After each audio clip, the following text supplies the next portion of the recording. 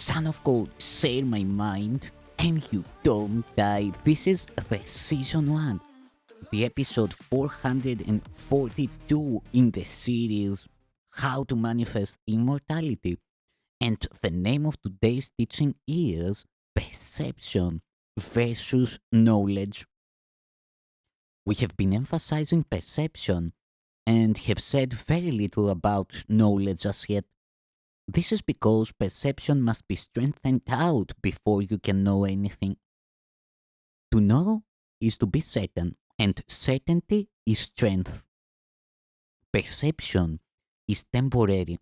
As an attribute of the belief in space and time, it is subject either to fear or to love.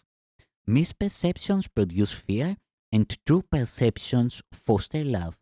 But neither brings certainty because all perception varies. That is why it is not knowledge. True perception is the basis for knowledge, but knowing is the affirmation of truth and beyond all perceptions. All your difficulties stem from the fact that you do not recognize yourself, your brother, or God. To recognize means to know again, implying that you knew before.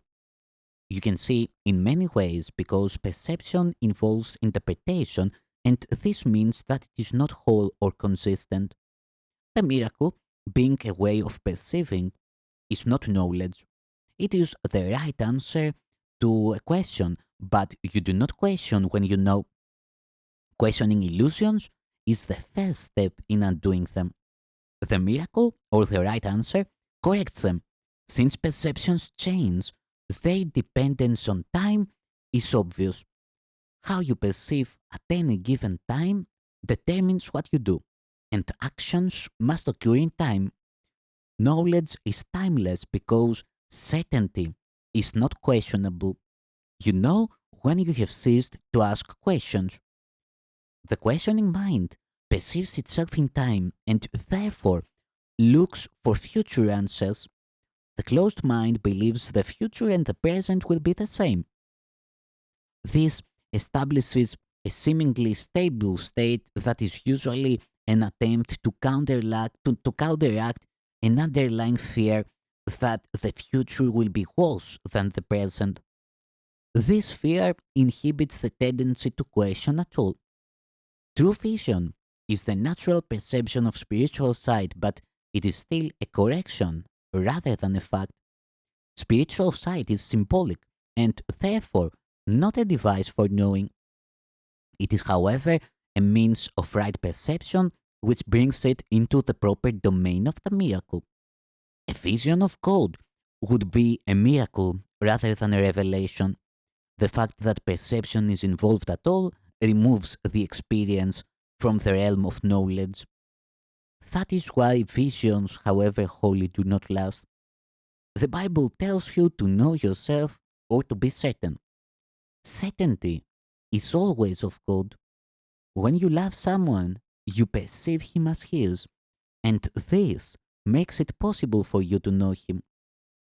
Until you first perceive him as he is, you cannot know him. While you ask questions about him, you are clearly implying that you do not know God. Certainty does not require action. When you say you are acting on the basis of knowledge, you are really confusing knowledge with perception.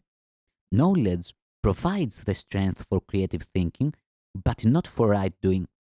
Perception, miracles, and doing are closely related. Knowledge is the result of revelation and induces only thought. Even in its most spiritualized form, perception involves the body. Knowledge comes from the altar within and is timeless because it is certain. To perceive the truth is not the same as to know it. Right perception is necessary before God can communicate directly to his altars, which he established in his sons. There, he can communicate his certainty, and his knowledge will bring peace without question. God is not a stranger to his sons, and his sons are not strangers to each other. Knowledge preceded both perception and time and will ultimately replace them. That is the real meaning of Alpha and Omega, the beginning and the end. And before Abraham was, I am. Perception can and must be stabilized, but knowledge is stable. Fear God and keep his commandments becomes know God and accept his certainty. If you attack error in another, you will hurt yourself. You cannot know your brother when you attack him.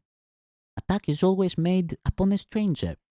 You are making him a stranger by misperceiving him, and so you cannot know him. It is because you made him a stranger that you are afraid of him. Perceive him correctly so that you can know him. There are no strangers in God's creation. To create as he created, you can create only what you know, and therefore accept as yours. God knows his children with perfect certainty. When they do not recognize each other, they do not recognize him.